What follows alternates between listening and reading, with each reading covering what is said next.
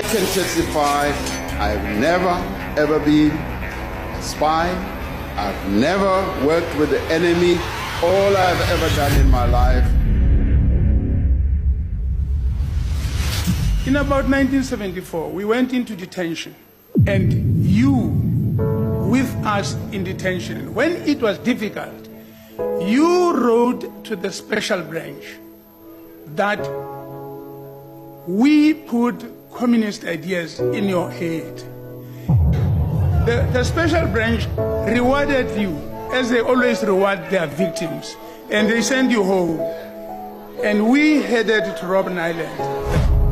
That was the time the choices were made. I made my choice to go down with our people. You made your choice to go with them. We were detained in the same trial event in 1974. Now, my arrest was quite dramatic. And at the time, my father was a policeman. He was a police sergeant. Then later they started interrogating me, which was quite vicious. I will not go into that. My neighbor in the adjacent cell was another detainee, whose name I am not going to disclose because something horrible happened to him. My neighbor then went and gave evidence. He gave evidence against Terale Kota and all of them. And as I persisted in my refusal to give evidence, they let me go, but they brought me back. And then I was released. Now, you know, when you deal with police, security police, there are three things that they want from you.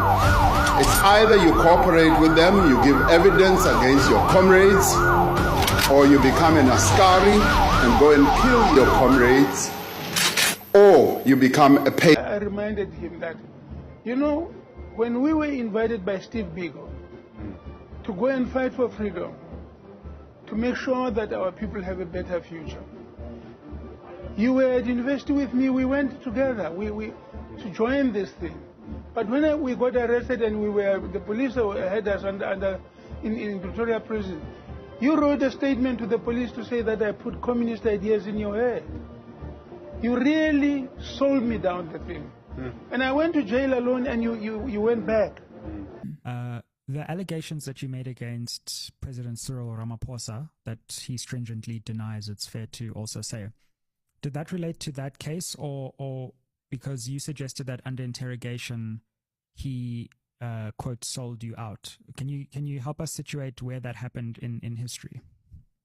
Now, I don't like discussing this. You know, I spoke about it in Parliament. Yes, of course, and I was under oath there. I could talk. I could say whatever was correct. Yeah, and you know, we were detained, and he was also detained with us. He was detained with us. I see, right. Because you coincided at the University of the North, or at a similar time he was there. Yeah, when he went to Terflop, he found us there already. Right. And he was coming. He was a first-year student at the beginning of 72. I see. We recruited him to the South African student organization. Specifically, myself and the late Aubrey Mukwena. I don't know if you know Aubrey Mukwena. You might know about him. We recruited him to the South African Students Organization. Wow. And it arises from this, that when we were now in detention, because his father was a police sergeant in Johannesburg here. So when we were arrested, because he joined SASO as a result of our recruiting him.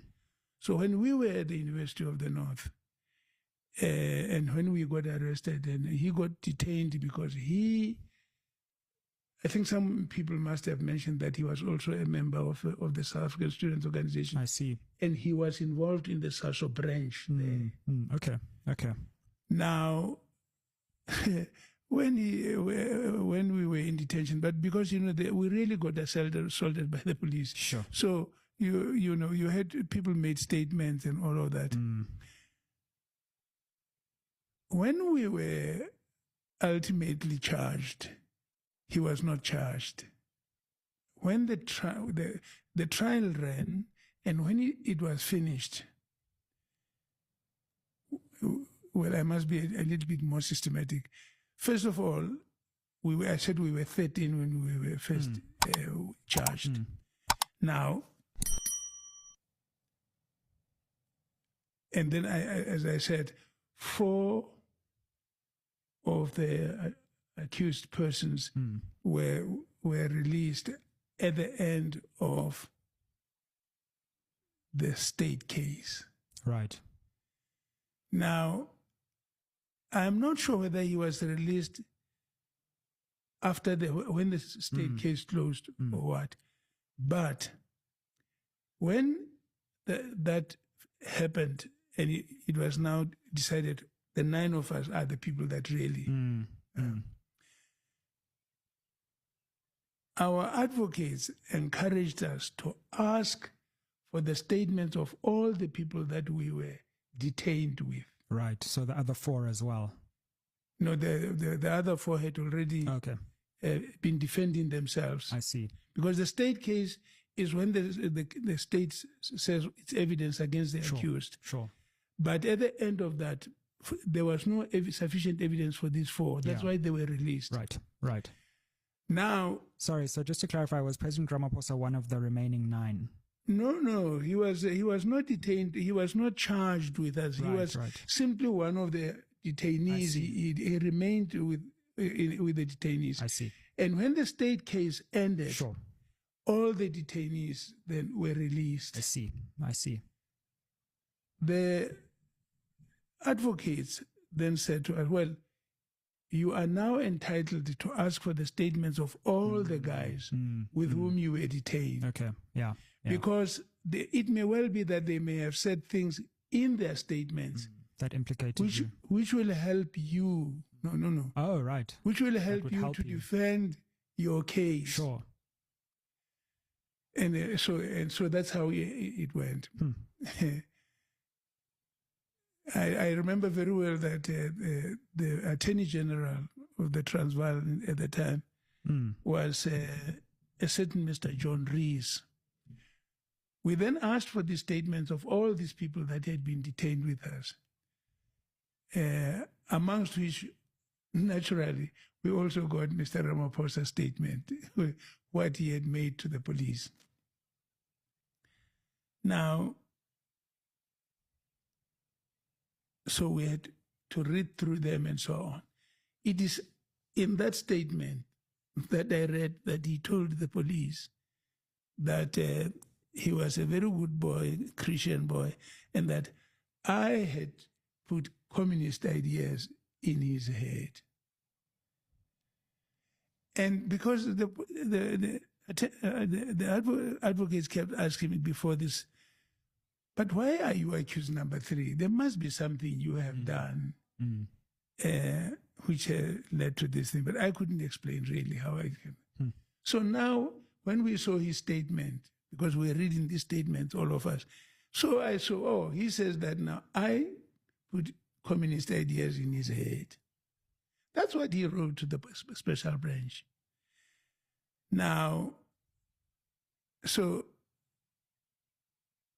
it explained, therefore, why I became, well, not only charged, but I became accused number 3 in the trial. Right.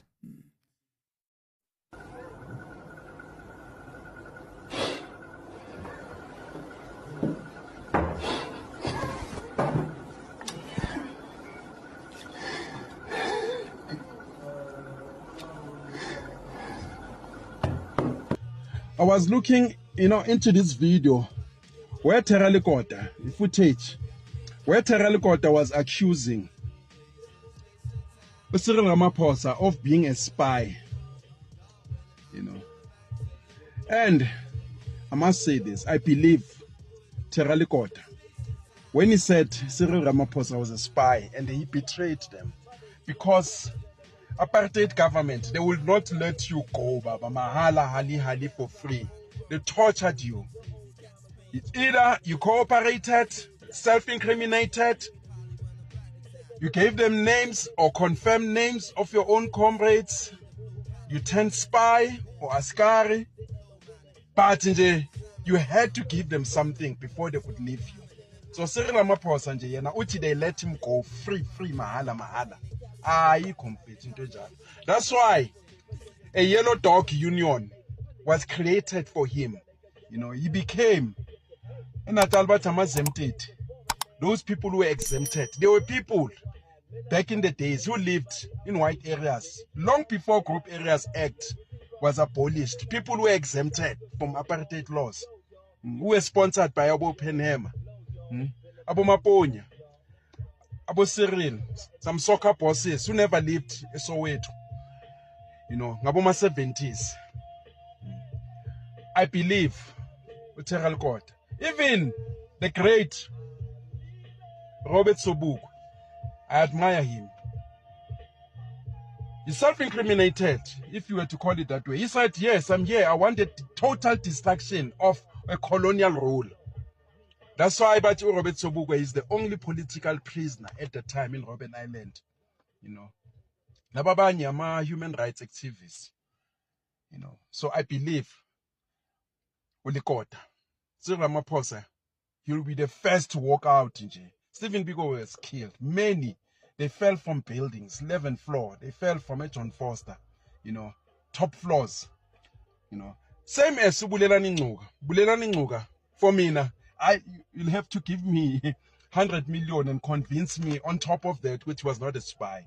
The Haifa Commission, was it the Haifa Commission? You know, George Bezos came defending the National Intelligence Agency at the time. He said they won't release information just to prove whether Bulelani Ncuka was a spy or not, because they'll compromise so many comrades. Many of them have since died, and their families, you know, they hold them in high esteem. I suspect you're talking about Mudisa and many more. 90% of ANC comrades, they were spies. And therefore, Abu Sheikh Zuma, you know, Maharaj, they were forced to look elsewhere other than classified documents. That's why they named that spy from Britain. That lady claimed first, what? No, it was my, you know, my secret agency or secret agent name. And I wonder why she came up first in defense of Ncuka, that journalist. Mabatu Ncuka was agent so 911 or whatever. You know, she came out first, and I wonder why. But yeah, things which, you know, became key. How did they allow Ncuka to register at UNISA when others, a similar position like him, who were arrested, they were disallowed? How did they allow Ncuka to move between Lusaka and South Africa, gave passports, while others like him were not? And they knew, they knew that he was liaising with Oliver Tambo. Like many soccer bosses at that time who were selling drugs, going to Zambia, you know, in exchange for giving information. What are the comrades doing that side? And anyway, the comrades of the ANC, they started to collaborate. 1972, they were given monies.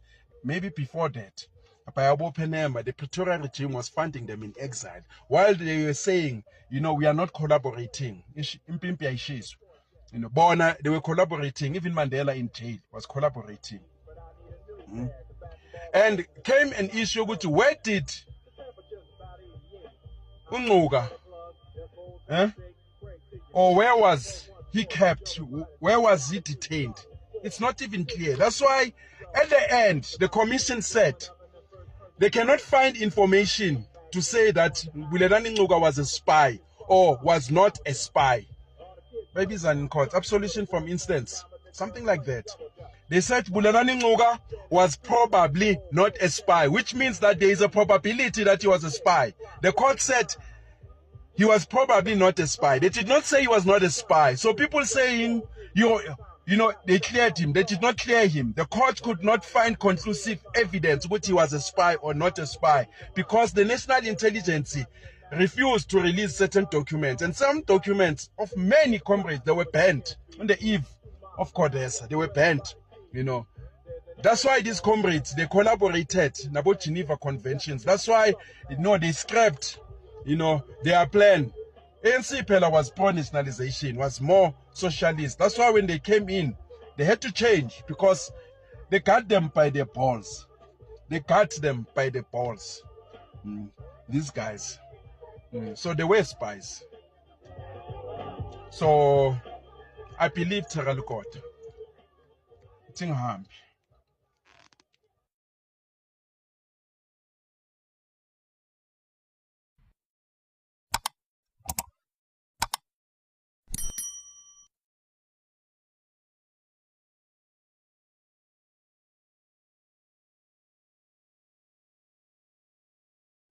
If you associate yourself too closely with the enemy, don't blame anybody if people conclude that you are part of the enemy.